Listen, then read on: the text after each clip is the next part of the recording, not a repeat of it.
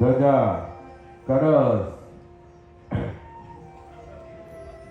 દેવ વિમાન, ક્ષીર સમુદ્ર, રત્નનો ડગલો અને ધુમડા વિમાનનો અગ્નિ જોયો છે.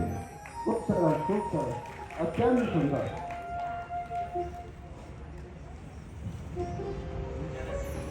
મંગળકારી 14 સ્વપ્નની વાતે રાજાને રાજી કરી છે. અને હવે અમારા સોમનાથ પાઠકજી જોઈ રહ્યા છે ગ્રહો, નક્ષત્રો,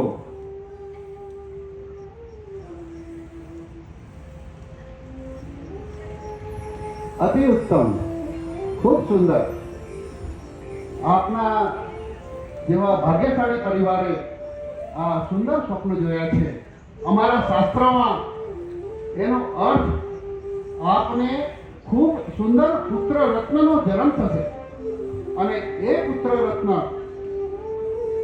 કાં તો ચક્રવર્તી અથવા તો ત્રિલોકનાથનો તીર્થંકર બનશે. જય હો, જય હો, જય હો. સ્વપ્ન પાઠકજી, આપે જે કહ્યું તે અતિ ઉત્તમ આનંદ આપનાર હોય છે. મારા હૃદયમાં પ્રગટેલો આનંદ હું સેંકડો મુખો દ્વારા પણ પ્રગટ કરી શકું તેમ નથી. જય મંત્રીશ્વર, મંત્રીશ્વર, જી મહારાજ. બોલો. આપણા કોતાધ્યક્ષમાંથી સ્વપ્ન પાઠકને જરાક આપજો કશું. ચાલો, મહારાજાએ મંત્રીશ્વરને કીધું છે કે જે મંગળ વધામણી, મંગળ સમાચાર અમારા સ્વપ્ન પાઠક જે આપ્યા છે, અમે એમને ગમે એટલું આપીએ એટલું ઓછું છે, પણ છતાં પણ આજે મારા હૃદયનો ભાવ છે. અને મંત્રીશ્વર સરસ મજાની વસ્તુઓ પહેરાવણી લઈને આવ્યા છે. મહારાજા એ પહેરાવણી કરી રહ્યા છે અમારા સ્વપ્ન પાઠકજીને. વાહ રે વાહ.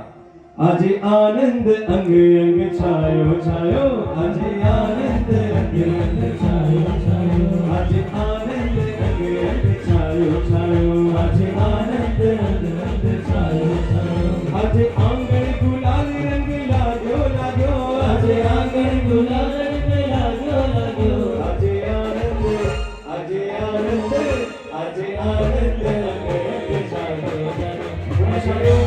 આ રીતે આજના દિવસનું કલ્યાણકનું મંગલકારી પાવનકારી વિધાન આપણે પરિપૂર્ણ કરીશું. જીવન કલ્યાણકનું આજે બરાબર બપોરે 3:30 કલાકે આ જ વારાણસી નગરીમાં બહેનોની સાંજી ભક્તિનો પ્રસંગ રાખેલો છે. ખાસ વધારા માટે વિનંતી. બીજું એનાઉન્સમેન્ટ, જાહેરાત. આવતીકાલે સવારે પરમધારક પરમાત્માનું જન્મ કલ્યાણ ભાગ્યશાળી મુખ્ય વિધાન, પરમાત્માનું જે નિરાશ્રમનું હોય, અવશ્ય આપ બધા પૂજાના વર્ષોમાં પધારશો. આપને પ્રભુ ભક્તિનો, કલ્યાણની ઉજવણીનો ખરેખર લાભ મળશે.